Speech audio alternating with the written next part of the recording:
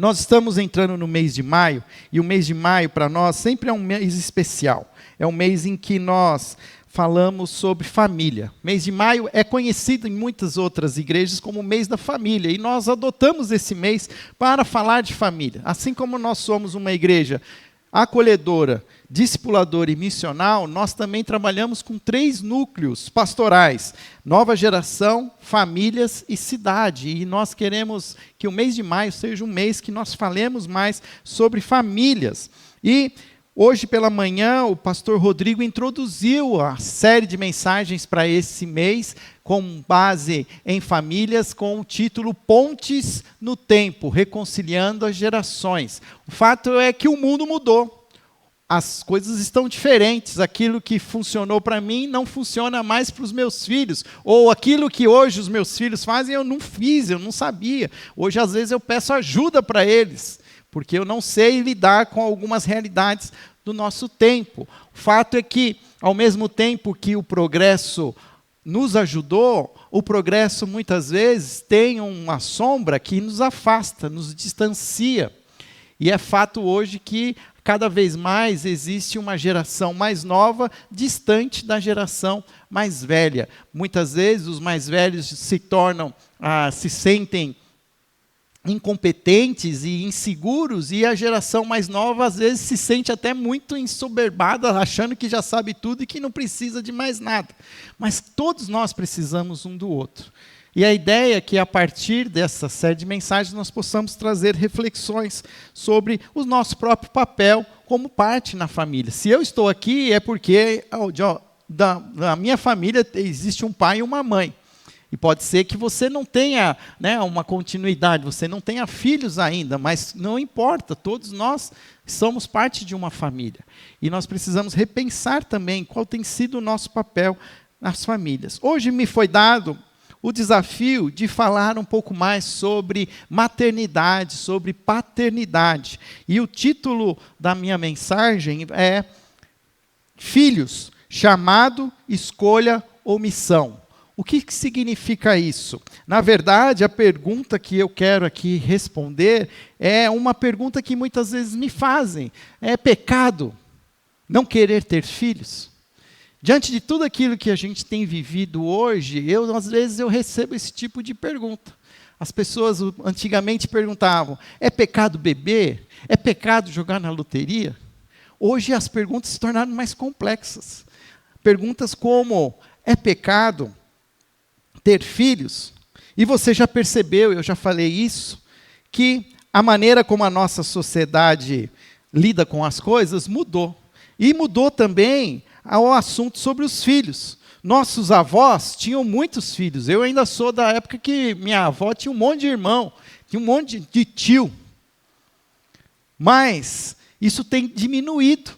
A cada nova geração tem se diminuído. Hoje é mais fácil uma nova geração ter filhinhos pet do que ter filhos de verdade. E eu creio que não está errado você ter o pet, mas às vezes eu percebo que os pets estão ocupando um lugar que deveriam ser dos filhos. Você já viu o pet andando de carrinho, de bebê, em shopping center? E são sinais do nosso tempo. E como é que a gente lida com tudo isso? Existem algumas razões, e a sociedade, ela pergunta: devemos ou não ter filhos? E o que a Bíblia pode nos responder? Existem algumas razões para essa dúvida, e razões reais, razões sinceras. Razões como, por exemplo, o custo de vida subiu muito. Hoje, eu lembro assim, a minha mãe pôde trabalhar, não mais trabalhar desde que casou, e só o meu pai trabalhava. Mas hoje, até mesmo na minha casa, para suprir o custo de vida que nós temos, eu preciso que a Daniela trabalhe também, para que a gente tenha esse padrão de vida que a sociedade diz que nós precisamos ter. Mas será que a gente precisa de tudo isso? Uma razão que também é muito falada é que o mundo parece inseguro. O mundo está cada dia mais inseguro, mas convenhamos, já foi seguro algum dia? Se nós pensarmos lá na história se você está mais tempo na igreja, você já deve ter conhecido a história do nascimento de Moisés. Um faraó que falou que ia eliminar todos os filhos homens dos hebreus. E Moisés nasce no momento mais perigoso da história dos hebreus. E Deus tinha um propósito. Há sonhos de carreira, estudos, estabilidade emocional a considerar. Vejo muitos casais muitas vezes, eu quero esperar até ter terminar o mestrado, o doutorado, o pós-doc. Só que cada vez tem mais coisa. Será que é razoável? Então, essas são perguntas que nós podemos pensar. E eu tenho pensado sobre isso e eu quero aqui, pelo menos, trazer algum caminho para que a gente possa olhar juntos. A primeira coisa que eu queria dizer é que filhos são bênção, não é uma obrigação. Talvez você tenha aprendido, através do texto em Salmos 127, 3 e 5, que diz lá, os filhos são herança do Senhor, uma recompensa que Ele dá. E talvez alguns interpretam esses versículos como sendo uma obrigação, que todo casal precisa ter filhos. De novo, filhos não são uma obrigação, filhos são bênção. É isso que o Salmo está querendo nos ensinar. Que como flechas na mão de um guerreiro são os filhos nascidos na juventude. Como é feliz o homem, e aqui eu quero incluir a mulher, que tem a sua aljava cheio deles. Não será humilhado quando enfrentar seus inimigos no tribunal. O fato é que, no nosso contexto do século passado, economicamente era importante ter muitos filhos.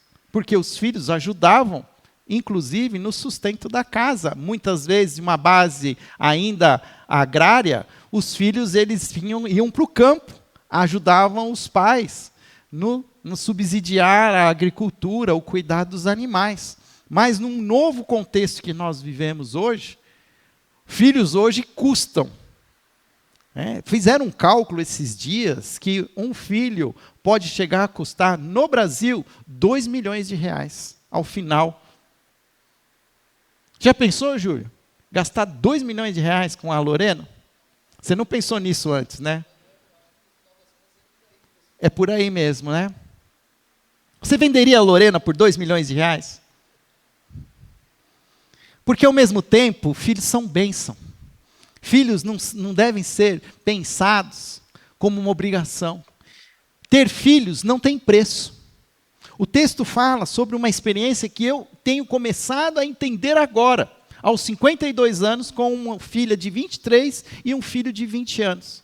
Eu tenho entendido agora que eles se tornaram flechas, e que eles têm feito coisas que eu não tenho mais condição de fazer, e eles, como se eu os enviasse, e eles estão hoje, de alguma maneira, representando a mim, a minha família, o meu casamento. Eu estou aqui, assim, suando, para fazer um mestrado aos 52 anos, e aí eu estava ali olhando para minha filha, e minha filha escrevendo um artigo em inglês, um artigo científico, ainda na faculdade. Ela já está muito mais na minha frente. E é isso que é uma bênção, é uma alegria, porque os filhos, eles foram sonhados para crescerem e viverem e serem bênção, como flechas que são atiradas e que vão ser bênção na vida dos outros. Eu acho que muitas vezes a gente é muito egoísta com os nossos filhos. A gente ainda sonha que os nossos filhos, quando cresçam, nos sirvam. E eu acho que a gente precisa zerar as expectativas.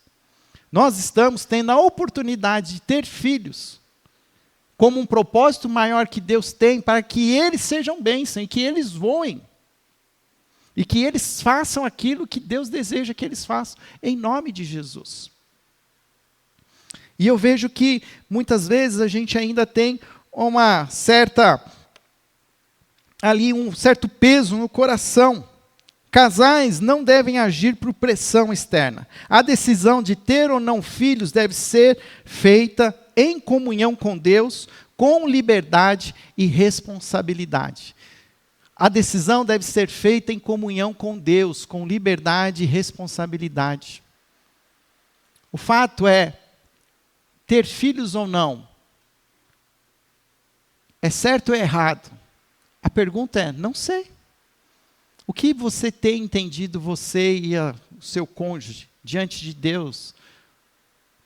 Quando nós lemos o Gênesis 2, no finalzinho de Gênesis, portanto o homem deixará pai e mãe e se unirá à sua mulher e os dois serão uma só carne. O texto ali diz que o homem deixará pai e mãe e se unirá à sua mulher. E esse unir ainda não é a união sexual, porque a união sexual ainda é a terceira parte, e os dois serão uma só carne. Unir tem a ver com unir sonhos, com unir propósitos, unir visões. E eu tenho visto, às vezes, casais que não uniram os seus sonhos, as suas visões, estão esperando para falar sobre assuntos difíceis depois de casado. Mas assuntos difíceis precisam ser tratados antes do casamento. Para depois não ter aquela assim, mas você não me falou sobre isso, você nunca me contou que você tinha esse sonho, você nunca me contou que você queria, que você não queria. É uma coisa que precisa, por isso que existe o namoro, né? Que nem o namoro nem existe mais namoro, agora tem de tudo, tem, como é que chama agora? Né? Agora como é a pessoa que você gosta, que a juventude fala? Como é que é? Crush. Olha que nome feio. Né? Então, mas o que era o namoro? O namoro era isso, era conversar. Quais são os seus sonhos? O que você quer? Eu lembro que eu falava para Dani, eu quero ter 4 filhos. Eu queria ter 2 meninas e 2 meninos. A gente ficou no meio. Né? Aí deu um menino e uma menina, Dani falou, chega, acabou. Fechou a barraquinha. Aí entramos no... Né? Poderia ser bênção ter mais? Poderia. Mas nós chegamos num propósito e ok. Outro dia um irmão aqui na igreja orou não, disse que sonhou que a Dani estava grávida. E que era para mim tomar posse da bênção. Ai, Senhor. Mas de novo, voltando. É uma decisão que precisa ser conversado, precisa ter liberdade para se expor, para dizer o que você sente, o que você deixa de sentir, mas também colocar diante do Senhor, colocar diante de Deus. Para mim, o provérbio que mais faz sentido é: quem busca, acha. Quem procura, acha. Se você procurar o diabo, você encontra o diabo. Se você procurar Deus, você encontra Deus. E o fato é que a gente não procura Deus para algumas coisas. A gente já acha que a gente já sabe, e a gente não coloca diante do Senhor. E o Senhor muitas vezes tem algo para falar para nós nesse sentido. Outra coisa que eu quero falar, Deus chama casais com diferentes propósitos. O que isso significa? Gênesis 1, 28 diz lá que Deus abençoou e lhes disse, isso é chamado até como um mandato vocacional do homem e da mulher: sejam férteis e multipliquem-se, enchem e subjuguem a terra, dominem sobre os peixes do mar, sobre as aves do céu, sobre todos os animais que se movem. E aí quem está há muito tempo na igreja entende assim, né? Frutifiquem, multipliquem. A pergunta que eu faço para vocês, talvez Deus não esteja chamando você e seu cônjuge para gerar filhos naturais, mas talvez filhos espirituais.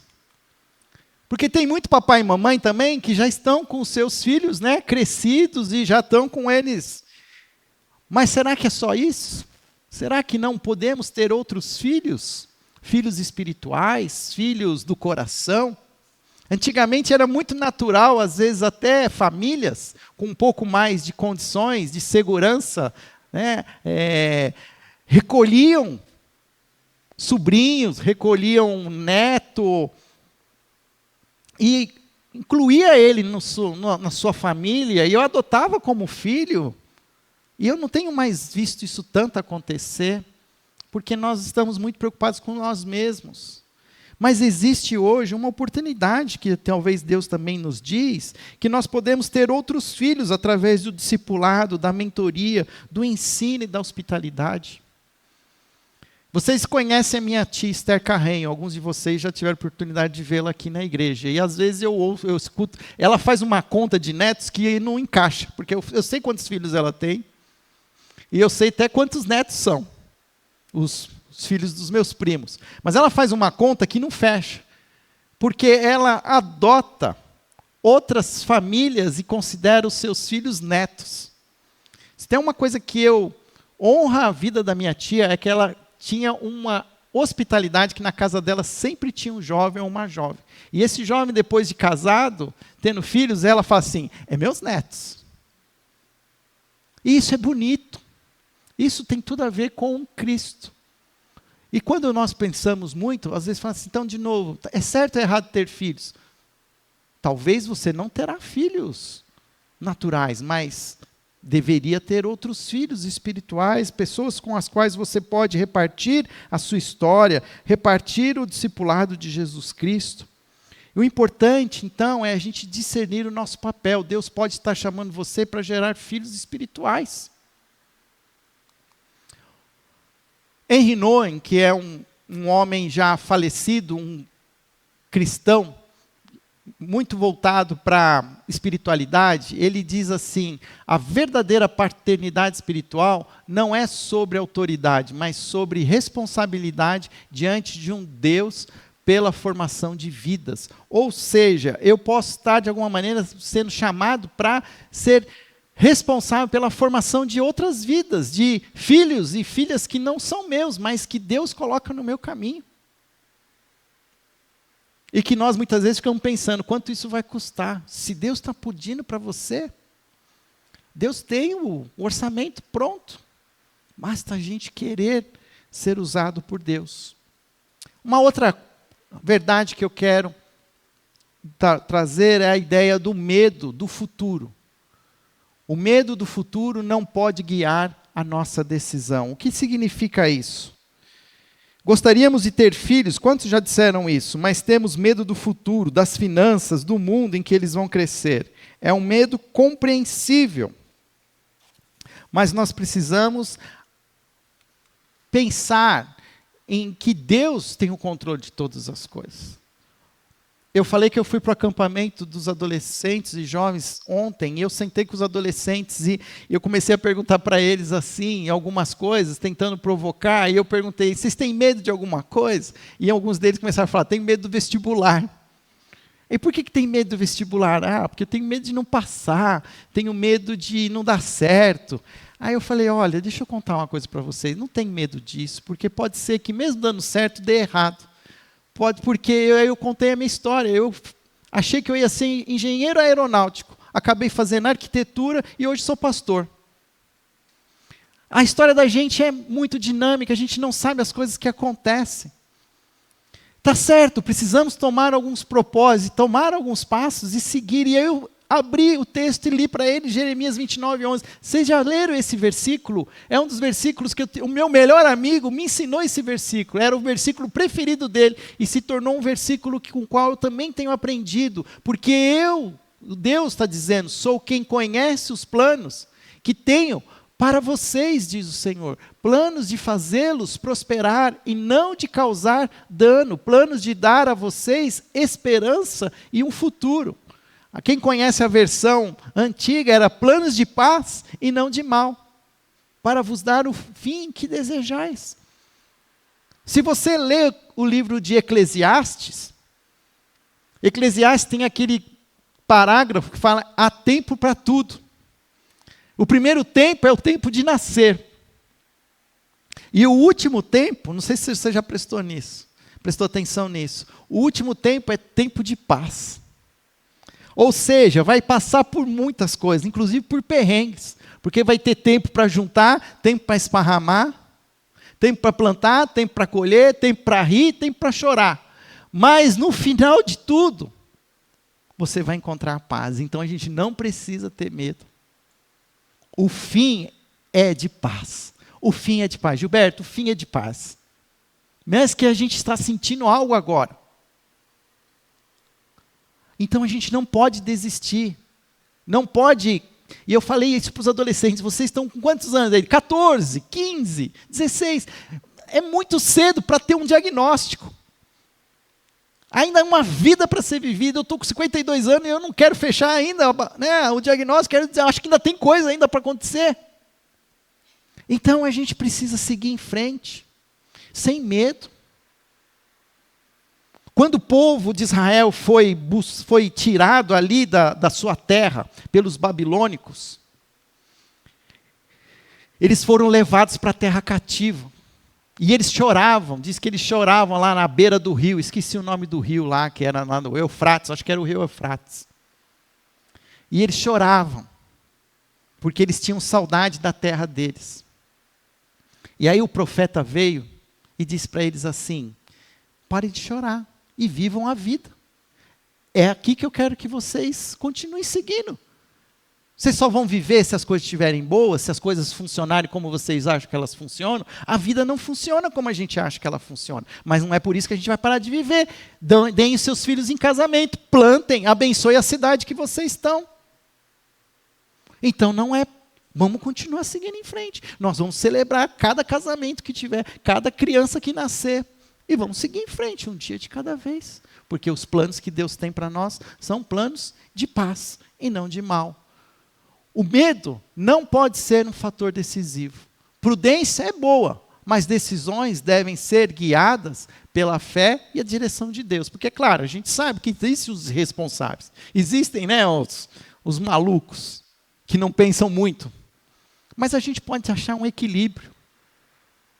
Não precisamos também nos tornar totalmente ali, de alguma maneira, conservadores e ali excluindo todas as possibilidades. John Piper, que é um pregador conhecido nos Estados Unidos, e a gente lê muitos livros dele, diz que a maneira como você vê os filhos é uma janela para a maneira como você vê a Deus. Porque muitas vezes a gente olha os nossos filhos e a gente os julga, a gente diz o que a gente quer e a gente não... E imaginar que nós também somos filhos de Deus e que Deus... Como é que Deus nos vê? Será que a gente está tendo a mesma maneira de olhar? De uma maneira positiva ou nós estamos olhando de uma maneira negativa? Deus nos vê como? Sempre de uma maneira positiva. Ele nunca nos vê de uma maneira negativa. E eu quero aqui dizer uma outra coisa que tem a ver com a adoção. A gente pouco fala sobre adoção. Mas a adoção, ela é algo, é uma experiência que alguns decidem por ela, que pode ser uma expressão do próprio coração de Deus. A adoção, ela pode ser uma expressão do coração de Deus. Efésios 1, 5, 6 diz assim: em amor nos predestinou para sermos adotados como filhos por meio de Jesus Cristo. No final das contas, todos nós somos adotados. Somos filhos e filhas adotivas. Fomos incluídos na família de Deus através do sangue de Jesus na cruz. E se nós que conhecemos essa adoção, será que nós não somos hoje capazes de pensar na adoção de outras crianças? É algo que precisamos falar mais sobre isso. Hoje a sociedade, uma sociedade hoje secular, muitas vezes uma sociedade hoje rebelde a Deus, tem decidido pela a adoção, mais que nós os cristãos. E nós precisamos considerar que isso pode ser uma experiência. E aí tem aqueles que falam assim: mas eu já conheço tanta família que adotou e teve problema. Aí eu faço uma coisa que falaram para mim, porque eu também falava um dia eu falei: eu não quero ter filhos. Aí a pessoa perguntou: mas por que você não quer ter filhos? Porque todo filho de pastor dá problema. O Daniel concorda. Por quê? Na verdade, eu tive uma experiência que a maioria dos pastores com os quais convivi, os filhos foram realmente muito difíceis. E eu falava assim: e agora? Eu vou ser pastor e os meus filhos vão ser essas carnes aí de... E aí a pessoa falou para mim assim, ela foi muito sábia. Ela falou: será que isso aí não é uma crença? Ela falou: eu falei: o que você quer dizer com isso? Ela falou: será que você não viu tantos exemplos ruins, que você então acredita que todo filho de pastor, ou filho, é problemático? Ela falou: procura começar a perceber se existem exemplos bons. Aí eu saí e fiquei com aquilo na cabeça. Um dia eu estava no dentista, com a boca aberta. Sabe aquele jeito que você fica, que você não consegue falar nada, e o dentista falando com você, está doendo, você não sabe se está assim ou não. Mas no meio daquilo tudo, ele falou assim para mim, o dentista: Fábio, uma das maiores bênçãos da minha vida foi eu ter sido filho de pastor. Na hora, veio na minha cabeça, olha lá, Fábio, um exemplo positivo. E o homem, realmente, esse dentista com o qual eu tive oportunidade, ele é uma bênção. É um homem de Deus. E aquilo foi me desconstruindo. E por que eu estou contando esse exemplo? Porque às vezes também a gente tem uma crença que toda criança que a gente vai adotar, que a gente vai trazer, é uma criança problemática, vai dar problema. Será que talvez a gente está focado só naquilo que não está dando certo? Porque realmente existe casos difíceis. Mas vamos olhar quais os casos que foram bênção, que funcionaram. É isso que a gente precisa olhar. Deus nos adotou. A adoção revela o Evangelho. Adotar é missão divina, não é plano B. Não desconsidere. Se você está aqui hoje, casado, se hoje existe, inclusive, na sua realidade, uma realidade de não poder ter filhos, eu falo, considera a adoção como um chamado de Deus. Acolha quem não tem um pai e uma mãe, seja o pai e a mãe de alguém que precisa. A Bíblia valoriza os filhos e o discernimento. Gerar, adotar ou discipular são caminhos santos quando guiados por Deus. O importante é obedecer ao chamado com fé e com coragem. Fábio, devemos ou não ter filhos? Qual é a resposta? Eu vou dizer assim, depende. O que Deus tem falado para você? Como você tem lidado com isso? Qual é a sua história? Como é que você lida com você e o seu cônjuge? Eu sei que muitas vezes as pessoas querem uma resposta simples, sim ou não. Mas eu gosto das perguntas. Eu gosto de entender que cada caso é um caso. Cada história, cada casal, cada um tem alguma coisa. E Deus é um Deus que trata cada um de uma maneira diferente. Deus tem propósitos para cada um de nós. Deus tem um propósito para o Júlio ser o pai da Lorena. Teve um propósito para mim, Fábio, ser o pai da Marina e do Henrique. A Wanda ser pai do Fábio e da Dani. Mãe do Fábio e da Dani. Ela tem os filhos que é o eu sou casado com a Dani. Ela podia ser minha mãe. Cada um de nós tem uma realidade e precisa entender como estamos cumprindo com aquele propósito que Deus nos deu. E se você tem tido dificuldade de entender, procure alguém que você entende que está tendo um relacionamento com Deus. Eu falei isso para os adolescentes ontem. Sabe, não tenta resolver as coisas sozinho. Está com dúvida? Pergunta para alguém que vocês acham que é sério com Deus. Se você não está conseguindo falar com Deus, pergunta para alguém que fala com Deus. Porque é mais sério, vai buscar conselho. Alguém que tem discernimento, uma mulher, uma irmã, uma mulher de oração. Deus pode fazer muito no nosso meio. Ore por sabedoria e direção para que os que têm filhos, graça para discipular, para os que esperam, força e direção, para os que não terão filhos, vida e discipulado, e para os que sentem um chamado à adoção, fé e coragem. Tem lugar para todos na família de Deus. Tem lugar para todos. Todos nós temos um chamado. Nós precisamos entender o nosso chamado. E eu queria orar por nós, para que Deus continue nos dando discernimento. Nós podemos cantar mais uma canção. E ao final dessa oração, nós vamos cantar, celebrando esse culto, pedindo ao Senhor que nos dê direcionamento. Nós vamos entrar numa semana agora cheia de novo, né? Uma semana sem feriado, acabou a moleza e tem os nossos desafios. Volta às aulas, volta ao trabalho. Mas será que é só isso? Será que não tem algo mais que a gente precisa entender? Que Deus nos chama para ser, para fazer, Que possamos, através desse relacionamento genuíno com Deus, entender o nosso chamado. Nós começamos o nosso culto hoje falando disso, de discernir. Discernir também assim o meu papel como homem, como mulher, como pai de família, como esposa, como marido. Nós vamos continuar falando sobre essas relações familiares e eu quero pedir que o Senhor esteja conosco, nos dando direção nesse mês de maio e que possamos encontrar essas pontes que gerem a reconciliação com outras gerações. Senhor, abençoa-nos, ó Pai, a cada instante. Que tudo aquilo que eu falei aqui, Senhor, seja alguma provocação, que encontre um coração que precisava ouvir, Senhor, algo que foi falado aqui. O Senhor sabe de todas as coisas. O Senhor é o Deus Todo-Poderoso, Criador dos céus e da terra. Os teus propósitos são sempre de paz e não de mal.